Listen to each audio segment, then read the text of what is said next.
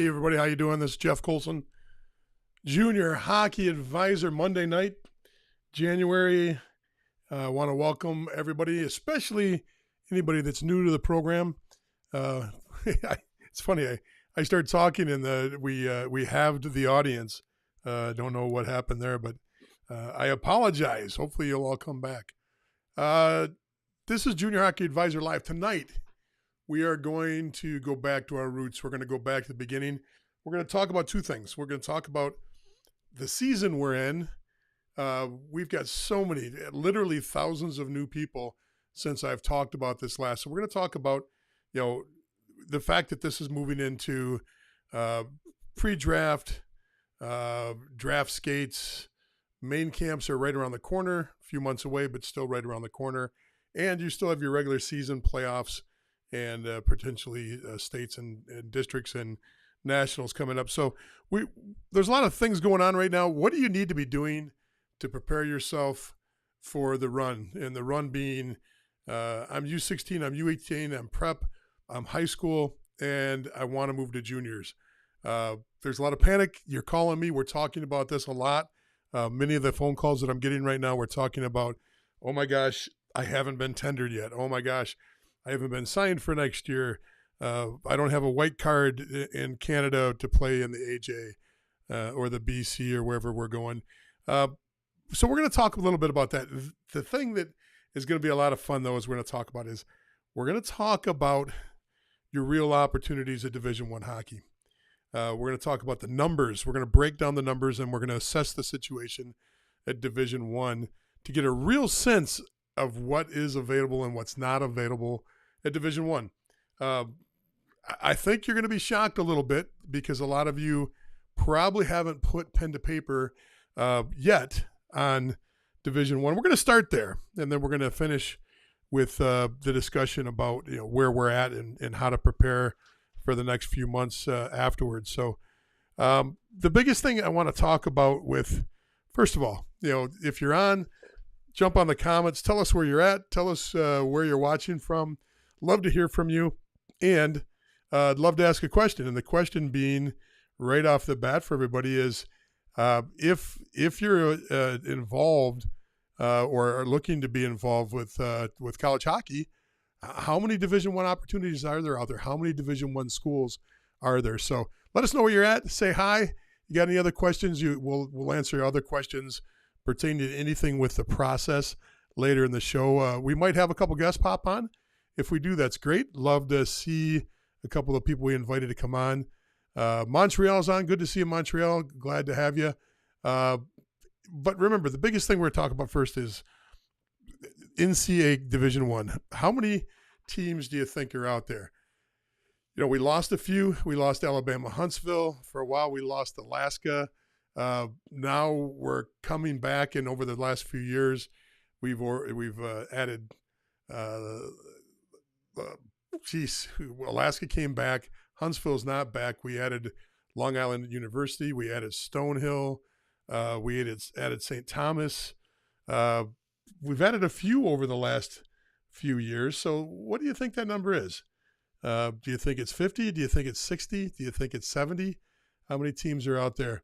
I know because I counted them all today. Honestly, before I had a rough idea, but because it's been bouncing back and forth the last few years, I did not have my exact number, but now I do.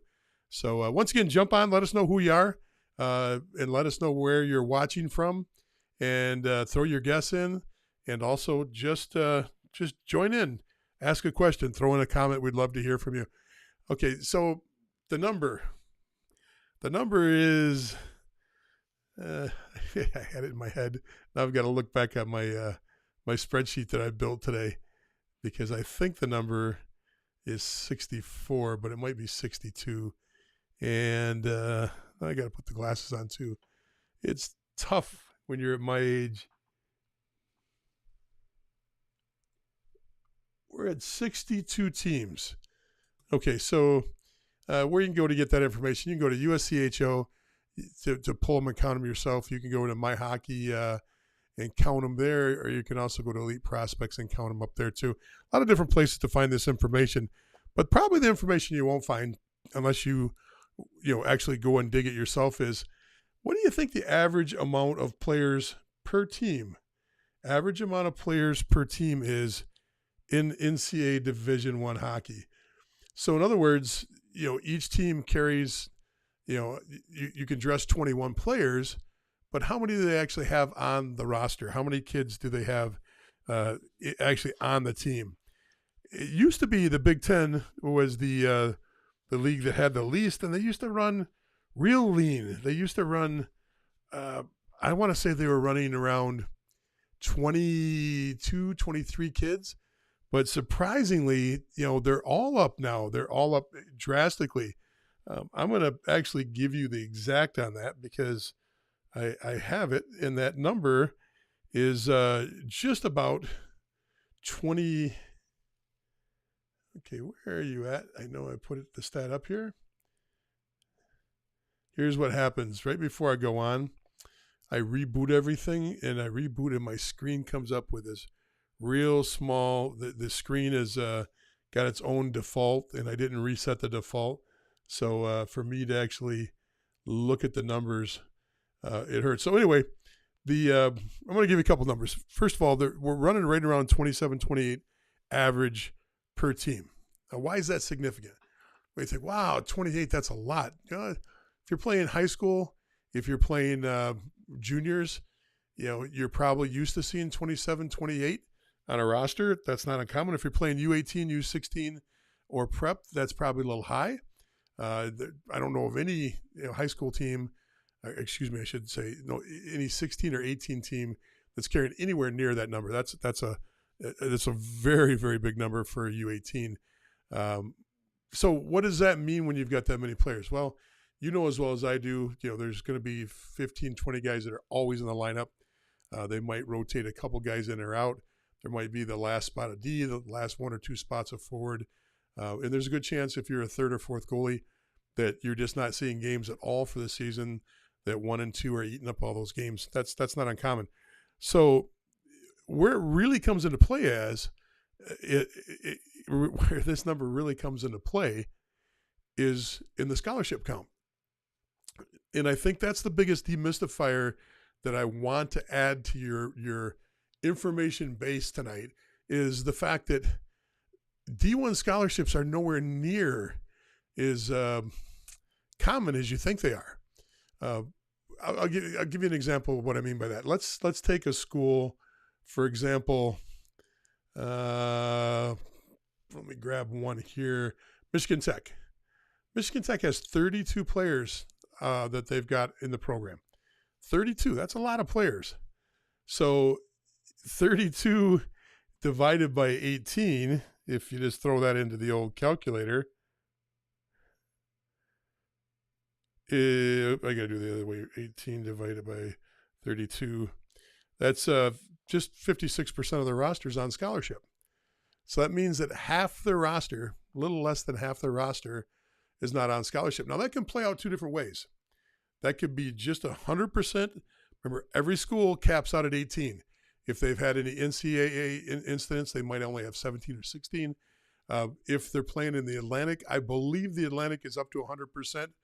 I'm not sure if RIT was approved last year, and Union, which is not in Atlantic, but there were the two last schools that did not have scholarship ability at the Division I level, sans the Ivy League schools. So Ivies never get scholarships. We'll talk about that in a second. So I think I think RIT and I think that Union are up to speed now.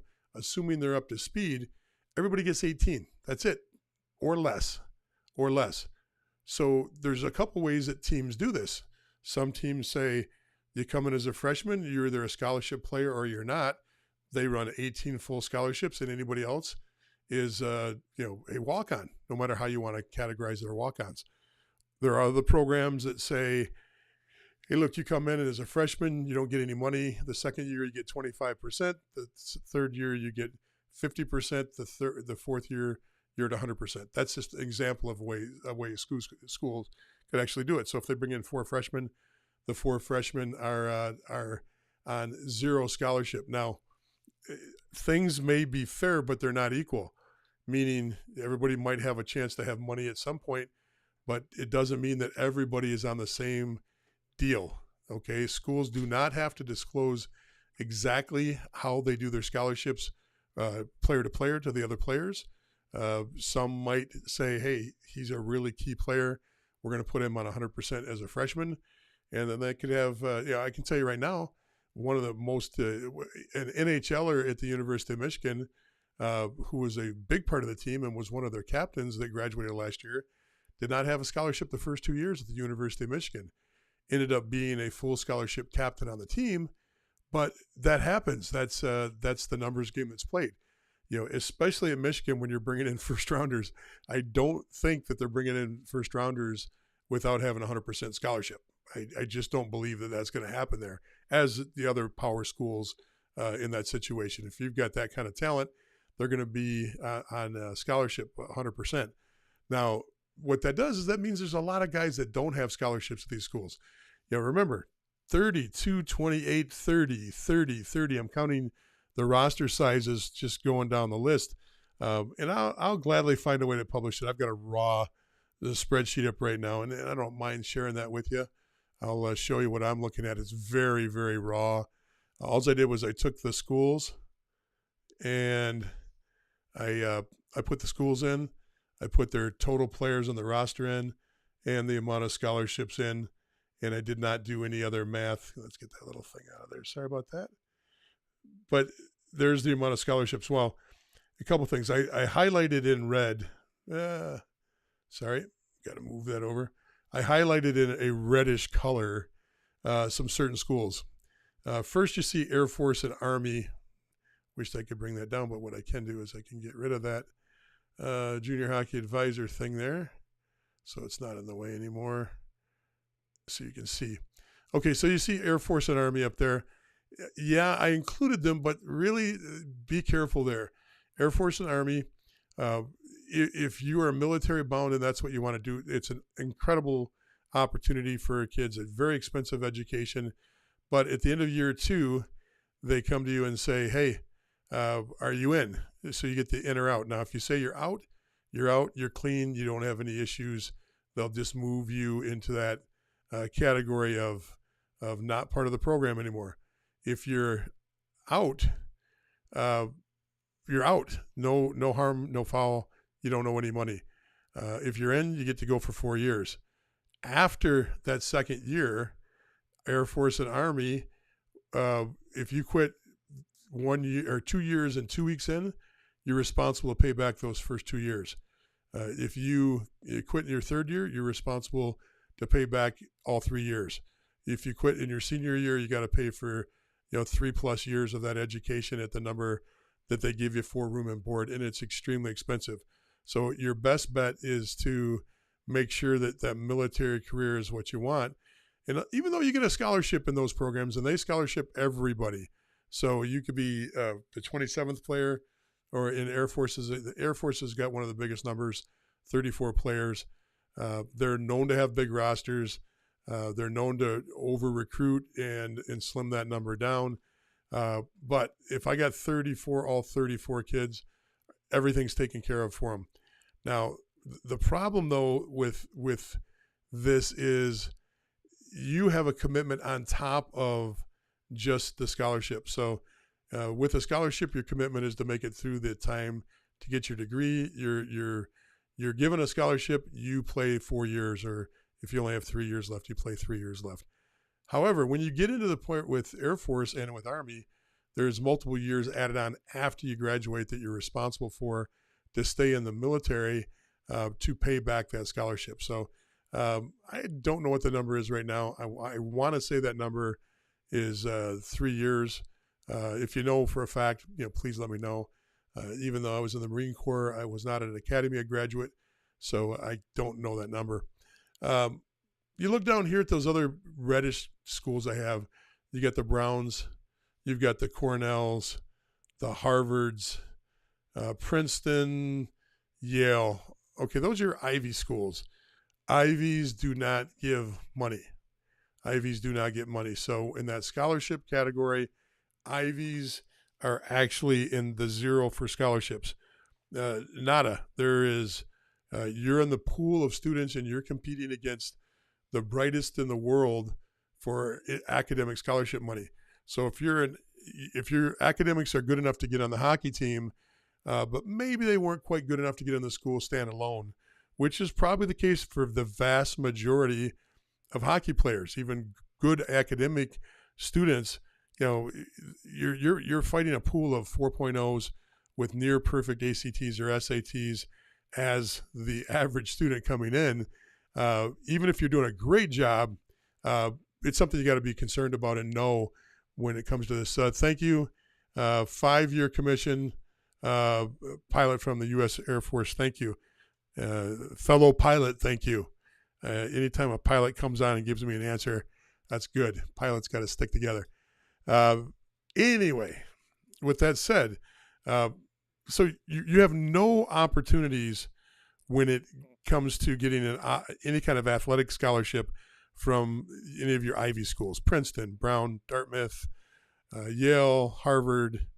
Who am I missing? I'm missing Cornell. Now, Cornell being the exception, Cornell has a part of their school that has a farm grant or an agricultural grant that allows you to be able to go in to more of a SUNY style part of their College of Education in the agricultural section. You can do that. I've heard of students getting in there and being able to get some sort of easier financial aid, even though it is an Ivy. There is no other school in the Ivies that do that. That Cornell is the only one. So really, the bottom line of what I was talking about with that graph of all the schools and the numbers are, there's 1,762 players right now that are on Division I rosters, and close to 40% of those don't have scholarships. Or there's a better way of putting that. There's allocations for about 58% of the kids that are out there. Now, some schools could actually put it together and give every kid a piece. So there might be schools out here that the guy that replaced Minnesota's Herb Brooks, when Herb Brooks went to the 1980 Olympic team, a gentleman named Brad Buteau, and Brad might still be coaching. I don't know the answer to that. Brad took over at Minnesota, and part of the issue at Minnesota and the next school he went to at USIU is he believed in breaking them into small pieces and giving 30 or 40 players a very small percentage of a scholarship and then working them up and kind of pyramid scheming it up. It wasn't a very popular model with the players or the parents, and then finally the administration. That probably was his demise at Minnesota and definitely was his demise at USIU, which is no longer in existence. That's the university, United States International University, used to be out in San Diego, Division I program. Actually cracked the top 20 in rankings while he was the coach. So it was very interesting when you see, Chicago Circle. There were some big schools that came out and played in San Diego, and they played in a rink that is worse than Arizona's rink is right now. As far as, if you know the rink in Arizona, it's straight out of the 50s and 60s. The rink that you expect to see from the 50s and 60s, that's what Arizona's still playing with. So it's the numbers are low. The numbers are really low when it comes to Division I scholarships. So it's not saying you won't get a scholarship, and it's not saying that you don't deserve a scholarship. It doesn't even mean that you're not going to be offered a scholarship. I just think it's very, very important that you understand the numbers behind it. So, in the case of Brad Buteau, he was giving out 10% and 20% pieces, and depending on how his team grew over the years, you could acquire more or be cut. But he always had huge amount of kids in camp for each semester. And the numbers, I actually skated with the team for a while when I was playing on the Marine Corps hockey team. When they were home, I would practice with them in the rink. And the numbers are always like 40, 45 kids. and they all were in practice gear, and they weren't visiting the program. They weren't on a school visit. These were players that were registered in the school. So the number of actual scholarships is just over 1,000 for 1,762 kids. So you can do the math on that. I don't need to do that math for you again, but hopefully that helps a little bit understand this. People are chasing, it frustrates me because when somebody gets an advisor and when somebody's working hard and they end up being on a good quality D3 program, people make the comment, why did you pay for an advisor if you're playing Tier 3 juniors and went on to play Division 3 hockey? And, I kind of laugh because there's people that pay for advisors, go to showcases, go to main camps and juniors, do all the junior stuff that costs money, and they end up playing Division 1 and paying more than a Division 3 player. And I'm going to talk a little bit about that before we get into preparing and doing things right now. A couple comments came in. So one comment says, okay, then top D3 versus low D1 player is currently in the CCHL, has interest from a top 15 D3 team, go for it or play age out year with the hope of getting D1 offers next year. Lower tier, most likely, and realistically. That is the question. You've got, probably 5 to 8 guys on every NOL team. The majority of your NCDC players, CCHL, a lot of the CJHL teams. You don't have that problem for the most part in the BCHL and the USHL because it's a condensed league. They're small leagues and they're top heavy. They're very top heavy with Division I players. But here's what happens a lot of times. It's that lower level USHL guy that gets a spot. It's the lower level BCHL or NOL guy that gets that D1 opportunity, and they're sitting in the stands and they're paying full fare. And then all of a sudden they transfer out. And if you look, I'm glad that you said that, the top 15 D3 program. Part of this reverse engineering that I always talk about is start at the college roster, work your way back. Start at the college roster, work your way back. Because if you work your way back, no secret, my son, up until recently, I'm going to get Mike on here in a second, but up until recently was playing at one of these high-level Division III programs, and it's all of the guys that I'd say a third of the team, maybe more, are guys that were Division I, like himself, committed to a Division I program, and ended up at Division III for whatever reason. Most of the reasons were they either were paying much more money at the Division I level because they had no opportunities, and they go to Division III and they're inundated with money. So it's very interesting. I got Mike Bloom on. Mike does our Wednesday podcast, our Junior Hockey Live, and I thought I invited him on tonight to kind of add some color to this because I thought it'd be a good discussion tonight. So let's jump on and get Mike on and say hi to Mike. Mike, how you doing, bud? Hey, Jeff. How you doing? What are you, 13? What's that? What are you, 13 years old? What's up with that? Well, I'm just popping on, so I didn't have a chance to do my hair like you did. Yeah, my hair. You know what's embarrassing is I got cameras everywhere now. And I'll turn on a camera and it'll be from up and behind me.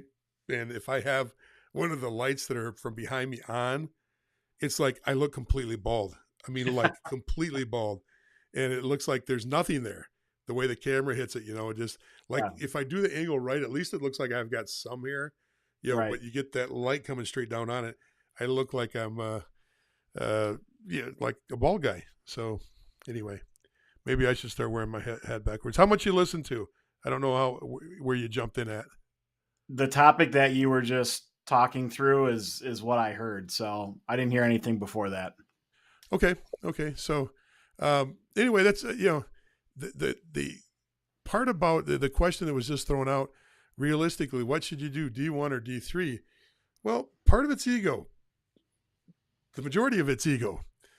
If you set ego aside, there is a very logical answer. That, top level D1 or D3 programs, and these programs are Geneseo, Adrian, of course, they won it last year. These are the Uticas. These are, sometimes you get some of the Nescacks, the Middleberries that pop up and are extremely good. These are the Plattsburghs. These are the Wisconsin Stevens Point. These programs are incredibly good hockey programs, and you're not getting less ice time as far as practice. They're practicing just as much. You might get less ancillary attention. Your head coach is full-time. Most of the time, you might have an assistant coach that's full-time, and then it falls down from there. You might be sharing your trainer with the wrestlers and the volleyball players. You might be sharing your trainer with the swimmers and soccer players and yourself. So you might get less on the training side. So any of your recovery time is going to be different than a D1 program. A D1 program might have a head trainer, 2 paid assistants, 3 interns. You might have 5 people that are taping, ice baths, recovery time, helping you with your diet, doing all those things. The numbers are different. It's astronomical. The numbers are almost unlimited when you get to the North Dakotas, the Minnesotas, the Michigans, the Ohio States, Penn States. So it's a different world there. The smaller of schools. Now remember, you get to the Clarksons and the St. Lawrences of the world. Some of our D1 programs, Union, you get some of these D1 programs, they're smaller than some of the D3s. And in fact, they're smaller than a lot of the D3s. An average D3 program students are probably 8,000 to 10,000. You get a couple of the D1 programs, they're 2,000, 3,000 students, the North Country in New York. So the question is, set ego aside, or the answer, in my opinion. This is just one man's opinion. Bloomer, jump in too. But I look at this and I say, if you set your ego aside and you make it completely a business transaction, most likely the D3 situation is going to be your best opportunity for ice time and for economics. Now, you get money offered, you get a scholarship deal that's sitting on the table that makes it extremely attractive to go to a prestigious Division I school. That's a different story.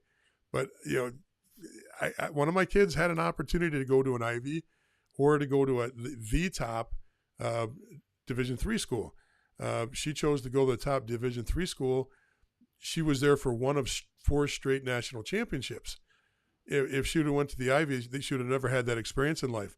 Now, she gave up an Ivy, but it would have also cost our family $75,000 a year, $80,000 a year. Tuition, $45,000, $50,000, but it's the housing because they're all in really expensive housing areas. It's the food, it's the parking for the car.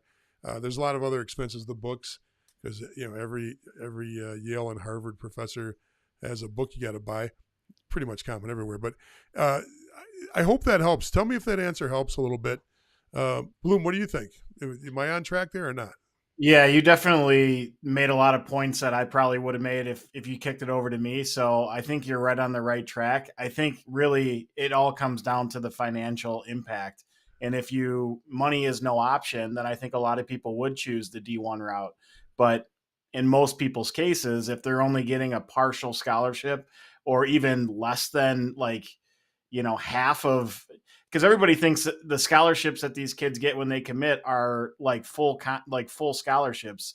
And in many cases, they're not. They're partials and they're 75% and different things like that. So you have to pay the rest of what that tuition is. Whereas if you go D3 and you get that academic scholarship, it could be a complete full, academic scholarship where you don't pay anything and you're going to play a ton. And then it gets into the hockey side of things that you'd have the benefit for. So you're going down the right path with a lot of the different points you made. So to give you an idea of my nephew, I don't need to use his name, 6'4", 230, wins back-to-back national titles at U18 with Little Caesars. Leading scorer on the team is last year. Number 1 overall draft pick for the USHL. Number 1 overall pick. First year at Division I with his commitment, he's a full pay for the first year. Okay, if that's the litmus test, and if that guy with those resume builders is a full pay for his first year and then he moves into his scholarship years. Where else is that gonna? Who are the rest of us that are below that? Because I sure as hell know my resume didn't look like that when I went into college, and most don't. So yes, there's the national development team level player. Yes, there's those extremely high level USHL kids coming out, and yeah, there are full rides. I'm not saying there isn't full rides, but what you expect is, in our minds, we build up. Oh, he's talking to insert your school. He's talking to Ohio State, Bowling Green. He's talking to somebody, and they like him. They want him. That's great. 3 of the commits that committed off of Shreveport the year they won the Robertson Cup all got excited and got committed within 2 weeks of that magical run to win a national title with the Robertson Cup. 2 of them have yet to see ice time at the Division I level, and they're full payers. So the difference, if you're not seeing ice time and you're on a full ride scholarship, you might say, "Hey, I can live with this." But if you're not on a full ride scholarship, you're paying for your education and you're still sitting up in the stands. What really grinds you is if you're in a non-hockey school and that's happening, because if you're at a super hockey school, we know those schools. It's the Minnesotas, the North Dakotas, the Michigans, the Providences, the BCs, the BUs. Those schools, big, huge crowds. You're somebody on campus. Maybe it's okay if you sit in the stands because you're part of this, this frenzy of the hockey program. You go to schools that are not hockey schools as a Division I athlete, even as a Division III athlete, it gets awful painstakingly tough to sit in the stands when you're not involved in a hockey program that is either winning or if they're not winning, they're just not popular on the campus. That's where you come in. Good points. I mean, you covered all the bases, so it's hard to say anything. So if I cover all the basics, your whole job is to sit there and do color then. You got to add the color. You got color on, you got your hat on backwards. Yep. At least you could do is add some color to this. Yes, but we also are beating a dead horse, so. That's a good thing, though. That's kind of adding color in a different way. So let's get another comment and see what else is going on. Keith says, at what point should junior players start reaching out to college coaches after their first year in junior hockey? Keith, some would say that if you're waiting to junior hockey to reach out to college teams, you're missing some opportunities because college coaches are tied into showcases. College coaches run their own showcases. There's multiple teams that are out there, and they're looking. I can only speak for teams I've coached or my kids when they came up through the ranks that way. They started shooting for junior showcases and junior main camps at U16, and that's when they started also reaching out to colleges because a lot of the assistant coaches on colleges are tied to these main camps. They come and work the main camps of junior programs. They come and watch the games for the showcases. So, or you get invited to, there's programs, Harvard, Niagara, Air Force, I'm sure there's another 20, 25, 30 schools out there that do their own showcases. And why don't you know more about this? Why are we only hearing about this now, Jeff?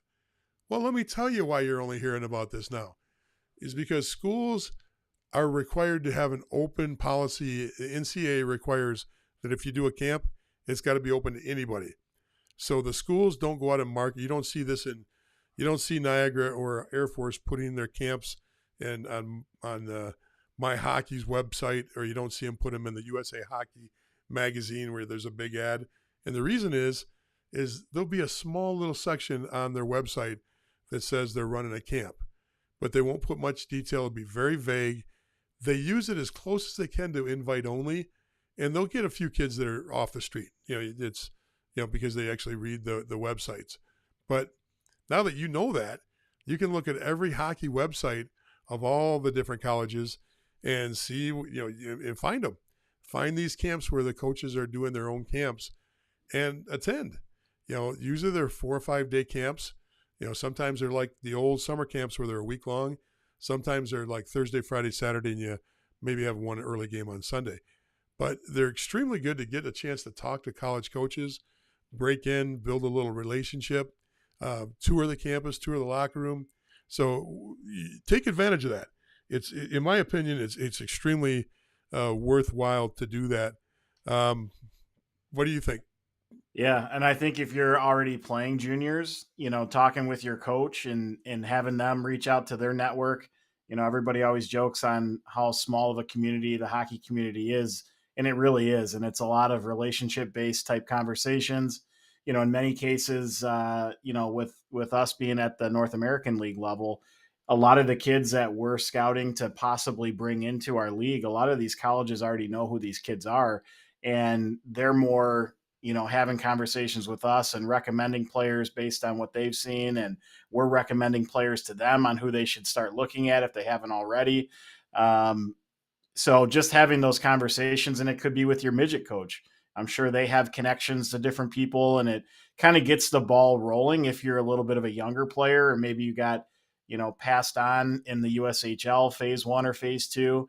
It's just something that you want to start having those conversations using the network you have to reach out to their network, and it just kind of spreads from there.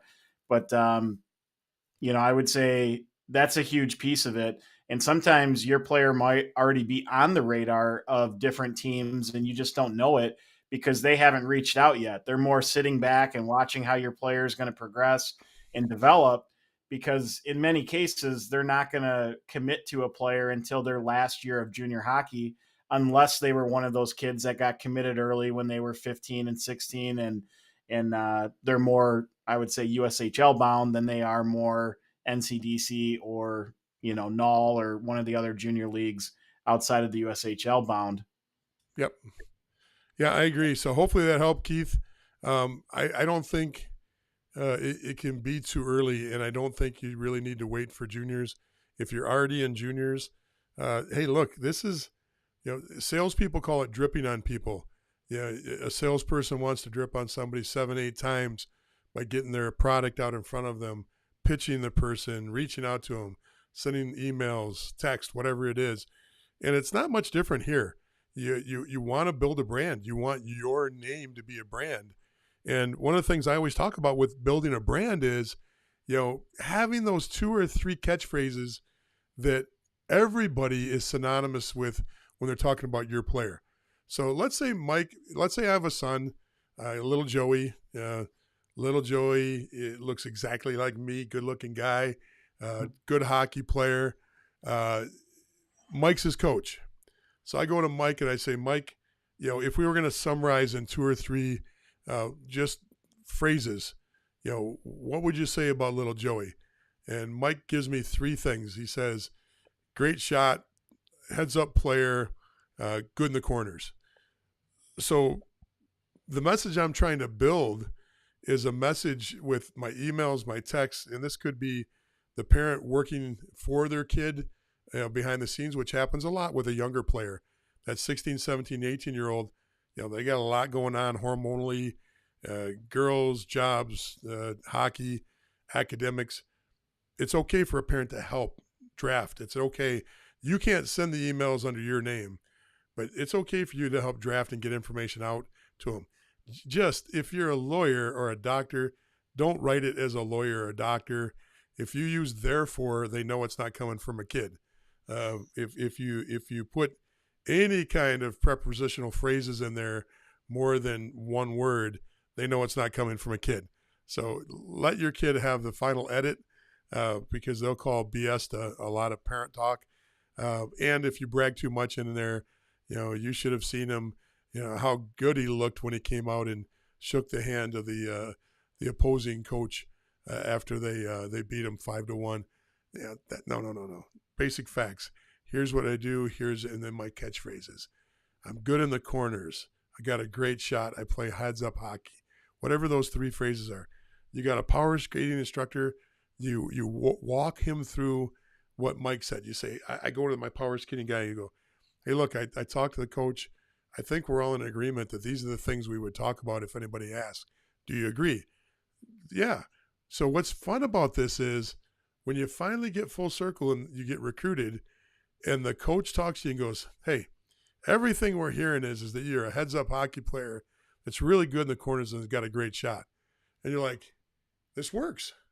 It does work because you're going to put time and effort into making it work, and you're going to triangulate around those phrases. And every time you email, you touch on those things. You don't have to kill it. You don't have to go into 500-word essays, but it can be just punching at those things and watch what happens over the course of the next season, and build your team, ex-coaches, current coaches, your power skating instructor, your advisor, getting them all on the same page, so that when they're talking, they're all talking the same lingo. If you get the advisor, and you might want to start with the advisor and kind of get their assessment, because they tend to dominate the conversations with the D1 coaches. So it's probably a good idea to start there. Thoughts, Mike? Yeah, and I think whatever points you're putting in there of what you are as a player, make sure that those actually match what you are as a player. You don't want to just use Yeah. buzzwords because they're buzzwords, and then if anyone comes to watch a game, or maybe they pull you up online and watch a game, and they're not seeing what you say you are as a player, that's not good. Yeah, if you can't lift the puck, don't be saying that you got a bomb from the point. Okay, Or that's don't part of say the prerequisite. you go to the dirty areas and the whole game you're playing around the perimeter. Yeah, that's true. You don't want to do that either. So, Mike, we're going to talk now about the preparation period, which is, we're right in the middle of it now. This is the prep for getting ready for playoffs, pre-drafts, main camps. What are your thoughts? As far as like what a player or family should do in this Yeah, case? right now, what should you be doing? What are we doing right now to get over that hump and to get ready where do we start? Do we start by building the calendar? Do we start by think reverse engineering back from the colleges we want to go to? I'm trying to help you here. Yeah, well, I mean, there's so many different directions we can go in, but obviously No, for your there's own, only one. My direction. yeah, exactly. For your own team, the best thing you can do is, put a lot of your focus into finishing your year as strong as you possibly can, especially if you're going into playoffs and things like that, because those are critical moments. Those are usually pretty close competition games because you're either in the playoffs and things like that. So a lot of times scouts like myself and Jeff, those are the games we really want to see because it's a little bit more equal talent, again, high pressure moments and things like that. So if you excel in those moments, that really looks good for you. So that's the first thing that you can control and take care of is your own preparation and you're controlling your work ethic and your compete when you play in those games. You can't always impact your outcome, not only from your team standpoint, but even from a scoring standpoint. But a lot of things you can do within that game is under your control. That's the first part. The second part is in between those moments, you got to start looking at what are the different camps that are going to be out there that I could possibly sign up for. The USHL has camps, not only from a league standpoint, but they have them from individual team standpoint. The NA has camps from a league standpoint, and then also each program is going to have different camps. So the worst thing you can do is sign up for too many and try to do everything at every Yeah. weekend. I always kind of advise my players. I'm not an advisor, but as their coach, I tell them pick a couple locations. If it's a USHL team, pick a couple teams. If we're in Chicago here, if they're local to Chicago, maybe do one camp in Chicago and do another camp in Detroit if that's where they're having it and it's close enough to get to. You don't have to fly all over the country to get into all these different camps.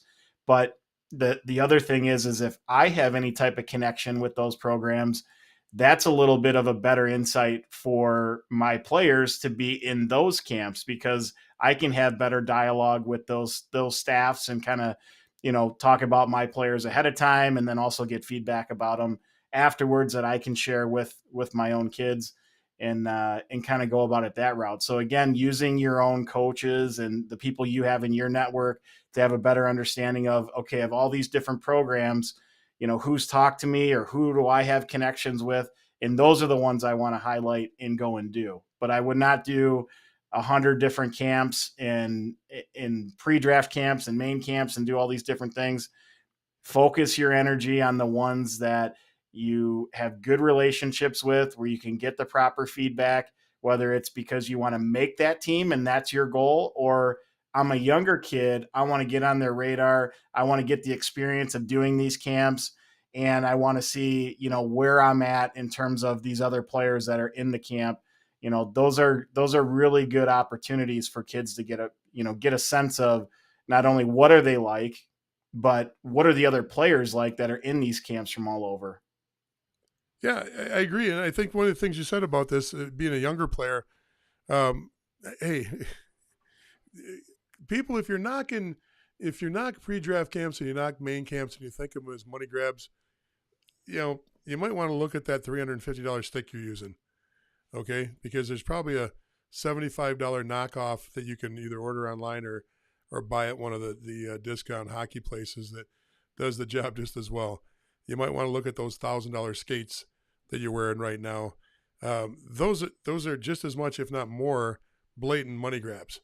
When I say money grabs, those are, nobody seems to care if a stick company is making a profit and just making a huge profit. They spray a different color paint on it every year. They call it the X2000 instead of the X1000, and they charge you $50 more. That's the way that market's been working now for 20 years on the one pieces. When you talk about main camps and pre-draft camps, of course there's a profit margin to it. It's a business. The days of your nonprofit, youth hockey days are over by this point. When you're going to main camps and you're going to pre-draft camps, you're now in the world of everybody is working as a professional at this level. The coaches, the general managers, the owners, they're all professionals that are either trying to build a career or they're trying to make money on their business. Of course, there's a profit margin. I can tell you right now, the profit margins are extremely, if that main camp or that pre-draft camp made the same profit margin as that stick did, now we'd have a lot of guys that are very happy in hockey. And maybe you'd see the prices come down a little bit because of the competitiveness. The problem right now is everybody's competing for players to come to pre-drafts and to come to main camps. And you can't raise those prices higher, but at the same time, you can't go too low because you don't want to lose money on them. So that price range you see in all these, that's pretty much locked for every region because now, like Mike's in Chicago, so it's not uncommon to see $500 an hour for a slab of ice somewhere. Okay. I'm in Rochester. We're nowhere near that price on an average night, and there's other parts of the country that, and especially up in Canada, where $225 is a reasonable rate. Mike, you'd skate 3 hours a night if you had $225 an hour for ice time. We haven't seen those prices since probably I played over 20 years ago. Yeah, different market across the board. So, throw that mindset out if you're truly trying to move up in hockey. Yes, main camps are going to cost money. But you know what? I'll tell you something. This is something most people don't know. Is there teams out there in all the different leagues that they might slip a kid in at main camp and not charge them? I'm sure there is. But I know this, you go to most main camps and all the USHL programs, BCHL programs, and NOL programs, everybody pays. Returning players pay. Okay, so when you think that this is a give me, like, oh, wink, wink, once you're in, you're in. No, once you're in, you pay. Sorry about that. Once you're in, you pay. So, I just don't like to get that image that there's something scummy going on. No, you're making $1. It's a profit margin that's extremely small, but you still want to be on the profit side of things. You don't want to lose money on anything. They start losing money, and some teams do run it in a negative, but if you start losing money too much, we start losing quality teams.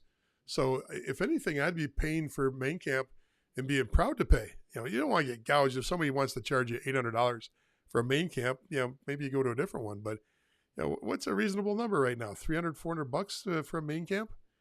Mike? Probably. Yeah, right in that range. 400 or 500, if we're going across the board average. Yeah. So, that's what it costs. And then each program's different in what you get and what you walk out of there with. Some you walk out with a jersey, which to me, I could care less about. But some, kids like that jersey to wear around to and from the rink at practice when they're out at skating shoots, school, because it says USHL or null on it, or an actual team name on there. You might get, I've seen some camps that actually do video breakdown for the kids that are even, free agents that come into camp. Every kid gets a video breakdown, and they're training their interns to do video breakdown, and their assistant coaches are helping them learn, and they're also giving them the feedback right back to the players that are in the main camp. So it depends across the board, but I don't see it as a problem. This is also where you get a chance to start building those phrases, building that image, making sure that you go out there and you practice what you preach. If you go into a main camp and you've sold yourself on somebody that grinds in the corners, you got to go into main camp and grind the hell out of those corners. It's got to be what you own. If you go in there saying you're a heads up, you think the game like a pro does, you better damn well get out there and think the game like a pro. I don't even know what that means, but if you say it, you better do it. If you're a headsy player, you got to get out there and do that. You can't say something on paper or when you talk to a coach when they're recruiting you about what you're doing and then not go out and execute the exact same things that you're saying you want to do. So, yeah, I think the money grab thing is something that gets thrown around all the time. I mean, I hear it a ton, and it's something that we always have to try to navigate around, not only from the standpoint of being on a junior team and having these camps, but then also, for the people who don't know, I coach a U18 and a U16 team. So, a lot of my guys are getting a lot of these emails and whatnot. And, unfortunately, there probably are some programs or experiences where, the competition there hasn't been as good as it probably should. And that's where some of that narrative grows and gets legs. But there's also a lot of programs that, do it the right way and have really good, camps and good players at those camps. And the kids that are at those camps get opportunities to either be tendered or drafted and different things like that. So I think it really comes down to you have to manage your expectation on why you're doing the camp. If your expectation is only I want to make the team, then you're probably going to be disappointed in any of the camps that you jump into because It's very difficult to make teams. And the reality is the sooner you get the experience of being in these camps when you're a younger player, the less, I guess, of an adjustment you have to make when you actually are old enough and at the ability to make one of those teams because you've gone through that experience. You've gone through the stress of what those camps are like, the amount of games you're playing and playing with different players with literally no structure. And sometimes you're a right wing on one shift and the next shift you're the center and everybody's kind of all over the place. Learning how to play in that environment alongside of other guys you don't even know, that's an experience point that if you're only doing it when you think you're absolutely ready and you're 18 and you have no more midget eligibility and that's the first time you're going to jump in and have that experience, you're probably not going to do well because you're not used to what that environment is like. So you have to do these things. Yep. And then the other thing is when it comes to people talking about money grabs and whatnot, so if you sit out and you do none of those things, you get zero exposure. So that's not good either. So that's where you got to kind of look at which are these different camps you're going to join. And like I said at the beginning, don't do all of them, but do your homework and figure out which programs do a good job, which locations typically have good players that join these, and talk to your different coaches and find out if they've got connections or if you've had any conversations with these programs in the past and they really truly know who your player is. Yep. Do those. So you brought up some things I wanted to kind of, well, first of all, I'm Jeff Colson. That's Mike Bloom. We're here talking junior hockey advisor stuff. Neither of us are advisors. We both work at the player development level inside of the North American Hockey League. The biggest thing about this is when you do that, well, first of all, go back and go to YouTube, subscribe, sign up, Junior Hockey Advisor. Watch the first part if you came in late. The first part talks about the actual amount of scholarships out there available at the Division I level. And then we got into a discussion about D1 or D3. Great conversation. If you came in late, make sure you go onto YouTube. This will, as soon as we're done it gets uploaded so you can watch it on Junior Hockey Advisor. We do this once a week. Wednesday, we do Junior Hockey Live. There we talk about players, we talk about teams, we talk about leagues. Here we talk about the progression and what to do to move up the ladder from 16's high school prep and get into the junior levels and even ascend through there. Now, one thing about this, Mike, that I was thinking while you were talking, because when you're talking, I totally drift out sometimes and just think about other things. But you could probably see that look on my face where I'm just, cheeseburger or nuggets? Cheeseburger. I see that thought bubble right above your head. You see the cheeseburger on this side and the nuggets over here, and I'm going back and forth. You're trying to combine them, so it's all in the same option. A cheeseburger flavored nugget or a nuggets inside of a cheeseburger with lettuce, tomato, and ketchup? I'll take both. My son made cheeseburgers for dinner tonight because he's home from school, and he doesn't really know the difference between well done and raw yet. And he was going hockey puck or what? What do you call it? Is it what's it called when you eat the raw hamburger? The beef tartare. Tartare. So yeah, we had cheeseburger tartare tonight. Yep. Whew, it was interesting. And you just kind of smile. Everybody kind of got up one at a time, went over to the microwave, and threw it in there for 2 or 3 minutes. Give it a little gray color in the middle there, Yeah. Okay. One thing when I was sitting there thinking about when you were talking was, the case for pre-draft. Now, many of you out there, I've already been to pre-drafts and you go, well, I made it to main camp last year for the NCDC. I made it to main camp for the NAL, the USHL. It doesn't matter what level, your USPHL premier team. It doesn't matter what level. You made it to main camp. And this year you want to try a different team. You didn't make it last year, or for whatever reason, you're going to a league where, you use the pre-draft. Here's why. Yes, it's a weekend. Yes, it's going to cost a few $100. Yes, pre-draft, if you're a higher level player, you might skate around some kids at pre-draft. But here's what it does. It's that name recognition. Now, guys like myself, guys like Mike, guys like the head coaches of junior teams that are there watching you at pre-draft, if they didn't see you play live before, if they only saw you on video, now they've seen you live before you go into main camp.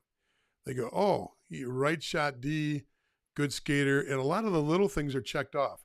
Can he skate? Can he pass? Can he shoot? Okay, does he have any ice awareness? How's his gaps? How's his play in the corners? All those things are checked off. So now whether they're looking at how you compete against better talent. So I would absolutely take advantage of any pre-draft as long as that pre-draft is leading you to the camp you want to go to. I wouldn't go to pre-drafts just to go to pre-drafts if you don't plan on attending the main camp.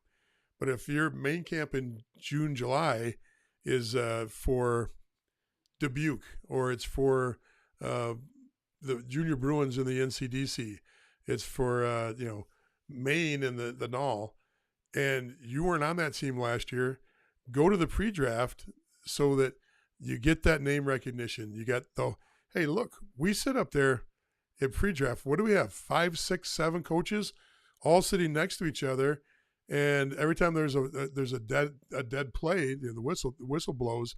What'd you think about 7? What'd you think about 4? What'd you think about 8? And we're watching our own guys, and we're watching whatever we're focusing on. But at the same time, there's a lot of collaboration there. So when the game's over and we all go in the back room and we're sitting around talking about, yes, at pre-draft this actually happens. Okay, it's not the grab you think. There's a lot of hard work that goes into pre-drafts on trying to find out what kind of talent you got there and who can actually move on. Now, is there some kids that move on from pre-draft that are young? Yeah, but that's part of it. You want those young guys to get hooked, so they want to come back when they're older guys. So if you're a good young player, you might get invited to main camp, even though there was an older player that manhandled you a little bit, or maybe was a little bit stronger in the corners. But it doesn't mean they're going to be the better player at the junior level than the young skilled player that just needs a little bit of seasoning and size. That's a good way to play it. You don't want to send them in there as tartar. You want them to get a little seasoned, a little bit of, brown meat. Get rid of the pink in the middle a little bit, Oh, I'm still shuddering from that experience. I might keel over, feeling kind of dizzy after that meal. No wonder you called me in just in case, right? Just in case I passed out. Hey, greetings from Michigan. I'm not sure who sent the message over from Michigan, but thank you so much. I could probably figure it out by going on one of our Facebook pages and find out. But remember, YouTube, subscribe, like us, whatever they do, follow us, all that fun stuff. Go and do that, because the conversation we're having now, we haven't had in probably a year and a half, 2 years on the show. This is the start of that time where we've had so many thousands of new people join. We got to go back to the basics again and start talking about these things in detail. Talking about how do you figure out, if I want to go to Michigan, how do I figure out to get, and I'm a U16 player, how do I figure out how to get from here to there? If I want to go to St. Lawrence, here to there. So you guys can't see my hands, but I'm using a lot of Italian gestures. Here to there, here to there. Okay, so yeah, but I did a DNA test. My wife got me a DNA test from for the Christmas season is one of my gifts, and I have a feeling that my Italian card is being ripped away from me. I think when I get it back, I'm going to find out that I'm like 6% Italian, and this whole time I've been thinking that I'm much, much more Italian. So, well, if you get something that accurate that says you're 6% Italian, you got a much better DNA type test than I had, because it literally came back as like Eastern European, which is such a wide range. Yeah. It's like, I don't know. Okay, I don't know what it comes back with, but yeah. I thought it was pretty interesting. We watch a show on PBS that goes through. They take celebrities and they take them back, and they build their history out for like some of them 300 or 400 years, And they did Clint Black, a country star, and he's like 1% African American, and he comes from they said that he came from a family that had 16 slave owners, and I'm like, no shit, you got 1% black, and you knew that of 16, there's going to be a little bit of something going on somewhere, but a great show, and very, very interesting show, just to see how all the different ways they can angle back and find documents. And my wife's really into that. I'm not. So I didn't know that you only had to swab your mouth. I thought you had to fill up that test tube with different fluids. So you had to replace the test tube. So that wasn't fun. Well, going back to hockey. Okay, sure. Go ahead.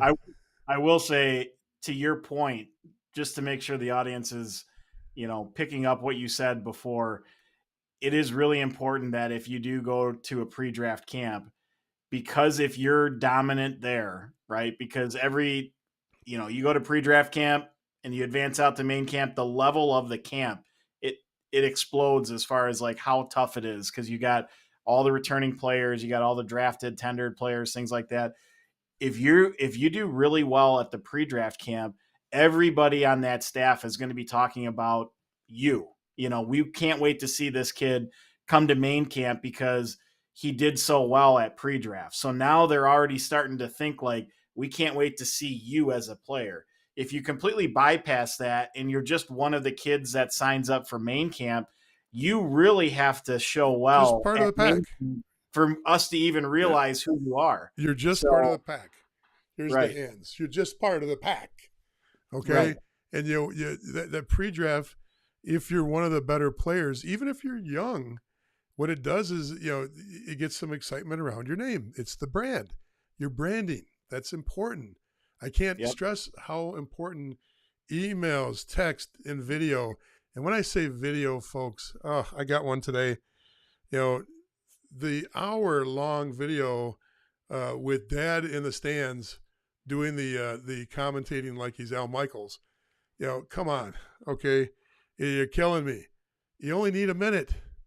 Your video to coaches, college coaches, and to junior coaches is to whet the appetite. Show them a nice hit. Show them a good breakout pass. Show them, not just every time you slide a puck to the net and it hits 3 feet and goes in. Johnny scored another goal. No, we don't need to see that. Not a luck goal. If you make a skilled play, show it. It can be in any zone. If you go in the corner and blow somebody up, show it. If you got the ability to hit somebody hard, show it. Don't show us your cross check from behind and have dad commentating on it that it was a horrible call. We don't need that. What we need is just 15 seconds, 1 minute. Then if we like it, guess what? It builds interaction. Don't give the farm away. Give something that makes interaction happen. That is going to help you much more than Pop's up there going, well, he's got the puck on the left side of the ice, and he passes it to number 7. 7 gives it back to him. Score. Wasn't that the most beautiful goal you've ever seen in the history of hockey? No, don't send me that stuff anymore. I'm done with that, okay? Just done with it. Today was just a killer. If I kept it, Mike, I'm going to send it to you so you can enjoy that one. I have one that I saw over the weekend, and I'm not sure if it's the same one, but the one that I got was literally somebody zoomed in on their laptop on hockey TV and played some of their clips, but I could tell that it was a dad playing as if he was the actual announcer. Yeah. The way he called specifically the player's name, first and last name, and how he kind of laid out the play. I saw that one. Not how an announcer would lay out the play. Yeah, so you could tell it was kind of doctored to make it seem as though it was the announcer that was talking about the different clips that were going on, but it was really, we can tell when those things are going on. Yeah, you definitely, especially when you hear, Herb, when you're done playing with your computer, when you come out to dinner, we pick that stuff up pretty good. Short videos, short descriptions of what you do. The question comes up all the time: is academics important? Yes, but so is being a great hockey player. I can guarantee you this: hockey's the first thing everybody thinks about. Everybody says, "Oh, we look for personality." We look for character. We look for academics. Bullshit. You look for good hockey players first. Then those other things come in. If everything's equal, you take the high academics. Everything's equal, you take the high character. Okay, the hard worker, whatever the category is. But if you're not a good hockey player, you can have high character. If you suck as a hockey player, you're just a high character player that sucks. Okay.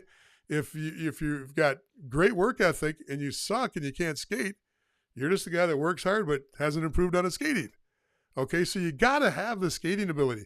You've got to have some ability before any of this other stuff kicks in. Right. Unless you're at the appropriate level. You and I were watching a player the other day, and we were talking about a defenseman, and we both agreed, that's not a USHL player. That's a null player. His skating's not quite at the USHL level. So there's a guy that's got all those other intangibles, hard worker, high academics, and he was playing in a league that skill-wise might just be a little bit above where he needs to be. He could probably function there, but you move him down one block into a different league, and all of a sudden those imperfections aren't as noticeable because everybody's working at that skill level. And here's a perfect example. You and I were talking either yesterday or today, and we were talking about the ability to watch the, I don't even know what it's called. Was it called the World College National, the World Championships or whatever it was? It was, usually it's ACHA players playing against the best players in the world of, I guess they're all junior teams that are, one step down. Maybe they're youth sport teams up in Canada. But anyway, it was Canada against the U.S., and this was on live TV yesterday. It was the gold medal game. And it was the, yesterday on TV, I probably watched a little bit of NHL and a lot of college hockey just flipping around. And then I, turned this on. And it's so noticeable going from a Division I game to some of the best Division III players in the nation. And where did you notice it the most? In the skating. The skating between a Division I team or a group of players that are playing in the World Juniors that are all playing at the top schools as freshmen, or they're still playing at juniors at the USHL level and a few sprinkled in from the other leagues. The skating's so much better. And you don't notice it until you watch it on TV and you go, That's our best D3. You know, you might not notice it if just one of those D3 players was thrown in with a D1 group, but you put them all on the ice at the same time, you really notice the difference in the skating levels between the two. So, yeah, and just to talk more about the grades and the GPA and or test scores, whatever. I know we talked about it on the last Wednesday show that we had on the Junior Hockey Live podcast, and we kind of had a little bit of a disagreement on it. But my biggest point to how it's an advantage for you as a player is that all of these schools have a certain amount of scholarship that they can give out. And again, like we talked about earlier on this podcast, it's not a 1-to-1. All the kids that get scholarships don't get full rides. So if you can get 50% of your athletic scholarship and you have the grades to get the other 50% academically, then you really do have a full ride. So, and if you could get 100% academically, they could use that scholarship money towards another player. That's a really fair point. My counter to that is, at the junior level and at the college level, it's going to sound the wrong way, but it's the truth. 90% of the college coaches don't care if you're great on the ice. And what I mean by that, bonus for them if you're great in academics. Bonus for the team great, GPA goes up.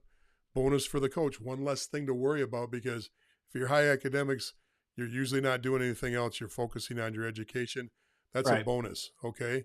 But if the player that's not so good academically, and I could name them on just about every team, rattle off names just like this, if he's a step above the high academic kid, he's got the priority even for athletic scholarship, okay? So, yeah, it does help. I'm not saying it doesn't help, and it's important.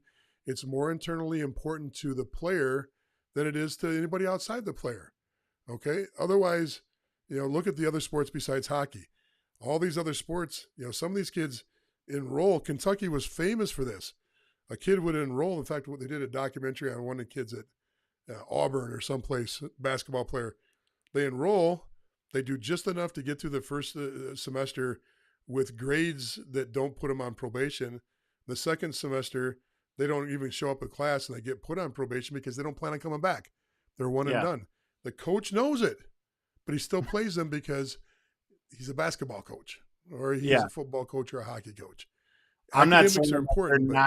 I'm not saying that they're not going to give the player a scholarship because of his grades. What I'm saying is the guys who have high grades, you can get that scholarship through your academics, which allows that team to then give the player a higher athletic scholarship that has bad grades or, needs it. As much as we hate to say it that way, but that's the way it works.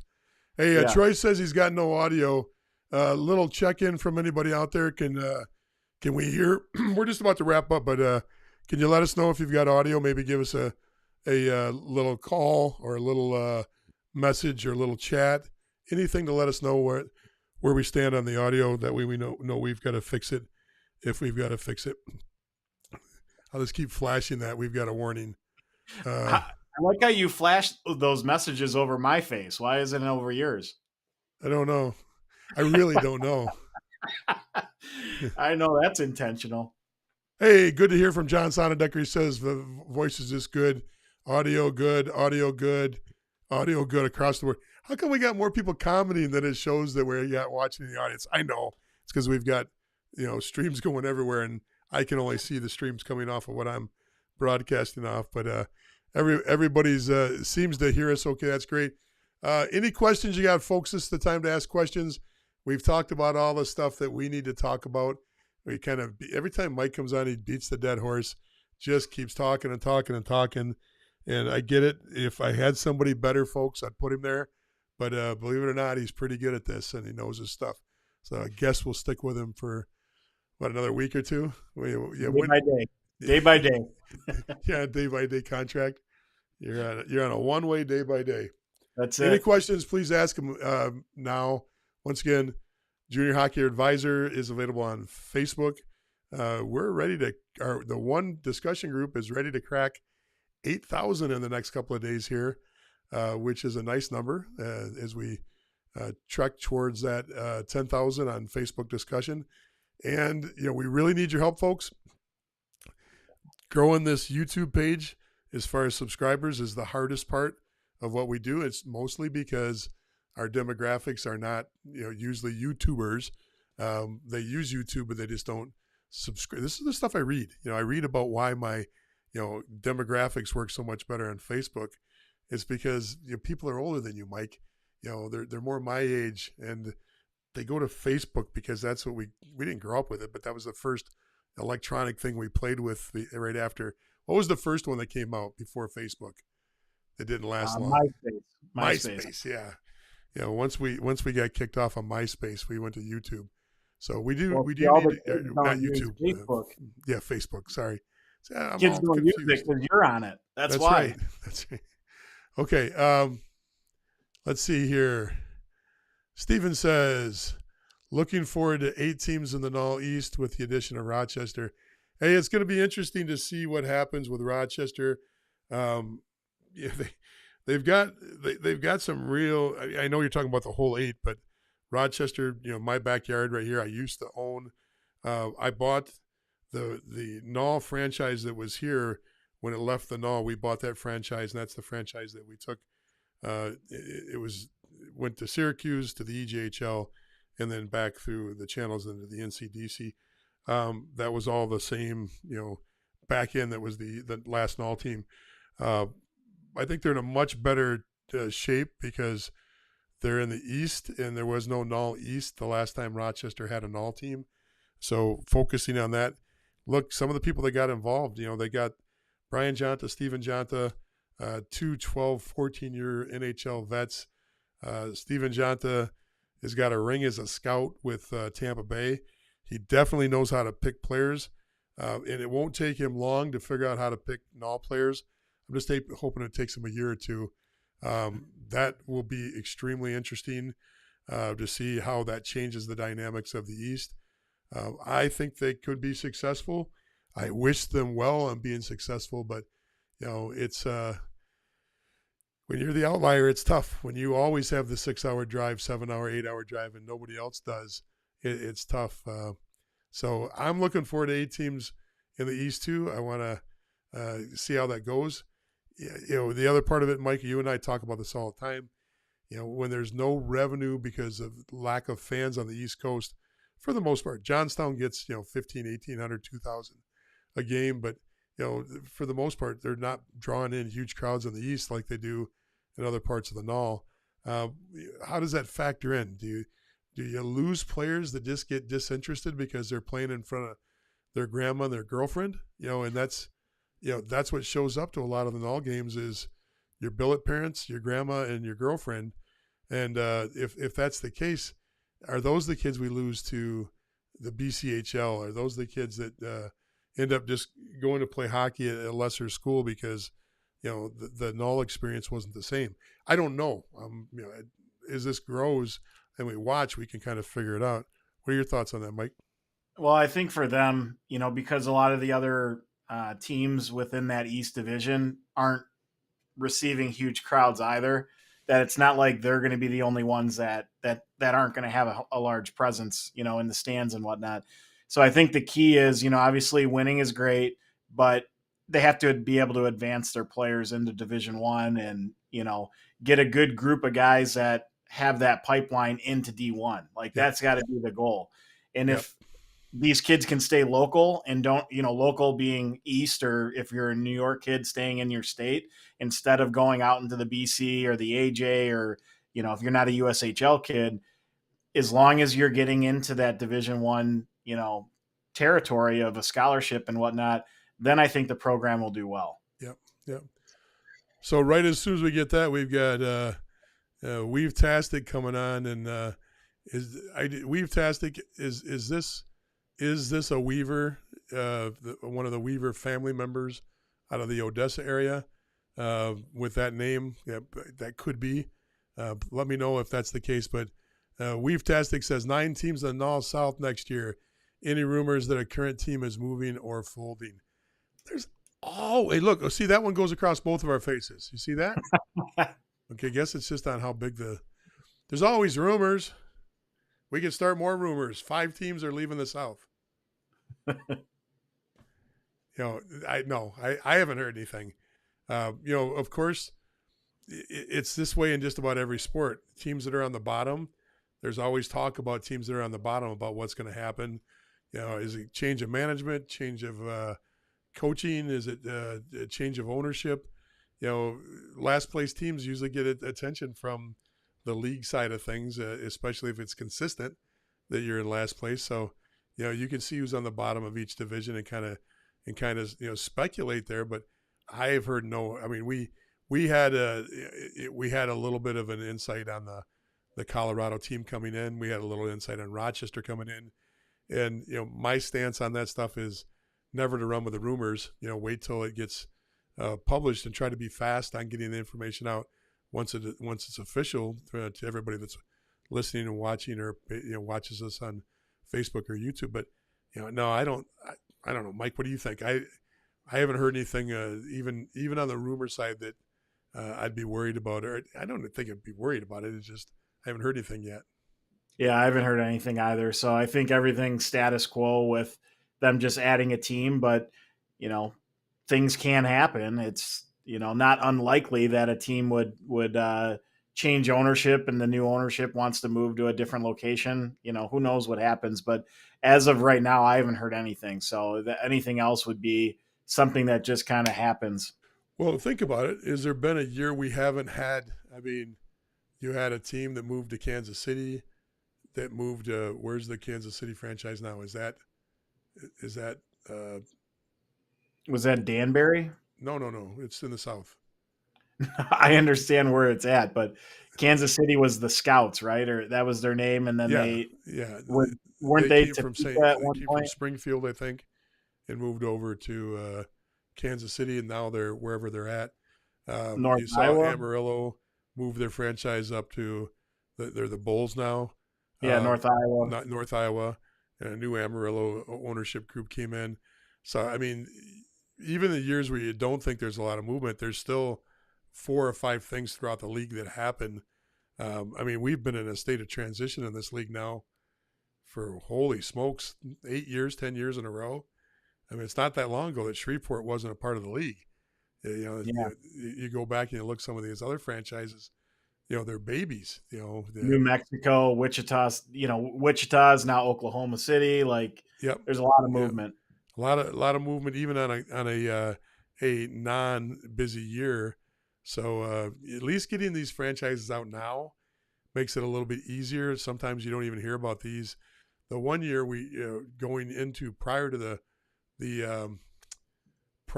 the pandemic, some of that stuff didn't happen until the last minute, and all of a sudden they added a supplemental draft. All of a sudden it's like, holy smokes, what's going on? And that was a fun year because then the pandemic hit and walloped off a few teams on that, and short season, no playoffs. That was a crazy year, but we're back on path. Hey, I think change is good. I look forward to seeing this Rochester team. I look forward to all this coming on. So,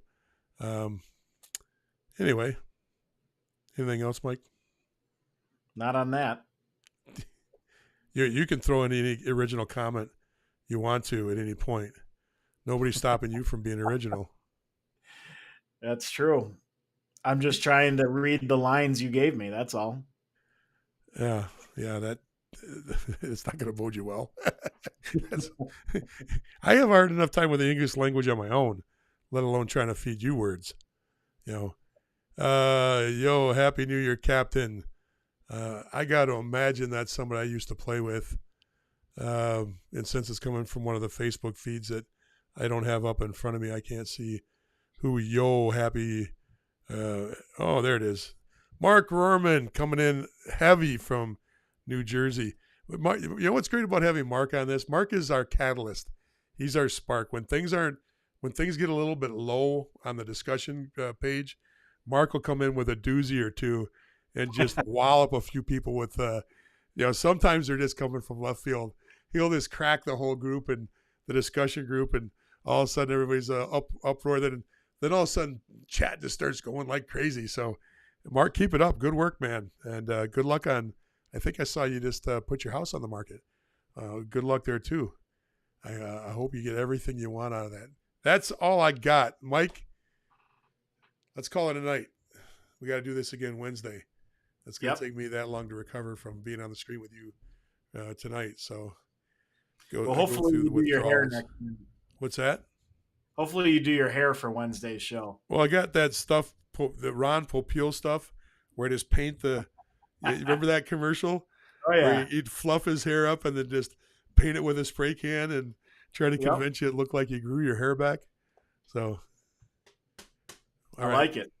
That's about it. Once again, folks, jump on the Facebook discussion group, but please go over and subscribe and follow us on YouTube, Junior Hockey Advisor, if you're not already there. Throw some comments up. Throw some likes if you like what we're doing. DM us. Tell us what we can do better. Give us some topics if there's certain topics you want to hear about. When I start talking about my Italian heritage, we're running out of material. So, and it's still we're still in January, so we need some help there. And Mike doesn't come up with anything originally, hasn't since he's been involved. So, you're the host. You got all the controls on your side. You got all the material. But remember what I said about color? If I talk a lot about something, you got to bring in the color. Yeah, but when you talk for 25 minutes on one topic and then you kick it over to me, I can't add another 5 minutes and have a 30-minute segment on one topic. Howard Stern dominated, but his goofy little sidekicks. I'm Robin? Yeah, you're Robin. I don't want to be Robin. Okay, what's that Rush Limbaugh guy's Snurdly or Smurdly or whatever? You're the Smurdly then. Okay. All right. I don't know who that is. That's a little bit out of my time. Hey, everybody, have a great night. Don't forget Wednesday night. We're going later, aren't we? Or are we going earlier? What did we decide? Later? Yeah, I think later. I have a game at 6:30. Yeah, so we'll be about an hour later on Wednesday than normal, but we're still going to do a Wednesday broadcast. You can talk about specific leagues, specific players, specific teams. That's what we cover on Wednesday. Look forward to it. Good night, everybody. Take care. Take care, everyone.